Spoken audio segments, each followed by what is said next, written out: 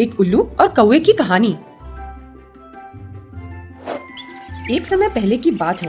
जंगल के सभी पक्षियों ने अपना नया राजा नियुक्त करने के लिए एक सभा बुलाई। सभी पक्षी अपना मौजूदा राजा से नाखुश थे। मौजूदा राजा गरुड़ा अपना पूरा समय स्वर्ग में रहकर मजे से गुजार रहा था और अपनी प्रजा की तरफ अपने कर्तव्यों को बिल्कुल नहीं निभा रहा था। ये देख सभी पक्षियों ने अपना नया राजा नियुक्त करने के बारे में सोचा।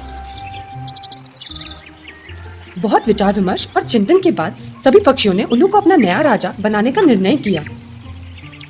सभी पक्षी अपने नए राजा उल्लू के राज्य अभिषेक की तैयारी में लगे हुए थे।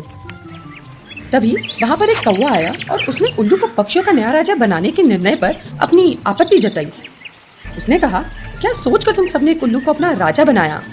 उल्लू एक बहुत ही बदसूरत पक्षी है। उसे तो दिन में दिखाई नहीं देता और तो और वो दूसरे पक्षियों का शिकार भी करता है। हो सकता है एक दिन वो तुम में से किसी को मारकर अपना भोजन बना ले। ऐसा राजा अपनी प्रजा की क्या रक्षा करेगा? एक हंस या एक मोर बेहतरीन राजा साबित हो सकता है। कौवे द्वारा दिए तर्क से सभी पक्षी सहमत थे। उन्होंने अपने निर्णय पर पुनः विचार किया और राजा की नियुक्ति के लिए दोबारा एक सभा बनाई। उल्लू के राज्य अभिषेक को स्थगित कर दिया गया। वहीं दूसरी तरफ उल्लू राजा की कुर्सी पर बैठकर राज्य अभिषेक का इंतजार कर रहा था। क्योंकि ये दिन का समय था, उल्लू को कुछ दिखाई नहीं दे रहा था। मगर अपने आसपास सन्नाटा सुनकर उल्लू को संदेह हुआ। वो बेचैन होने लगा और उसका संदेह बढ़ने लगा।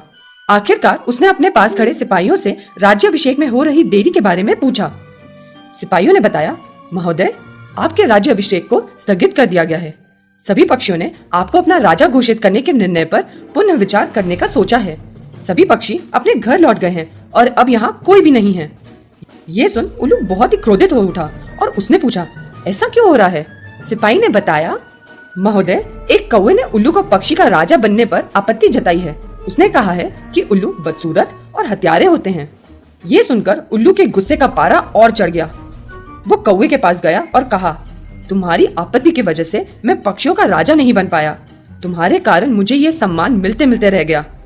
हम सभी उल्लू ये प्रण करते हैं कि आज से सभी कौवे हमारे शत्रु हैं।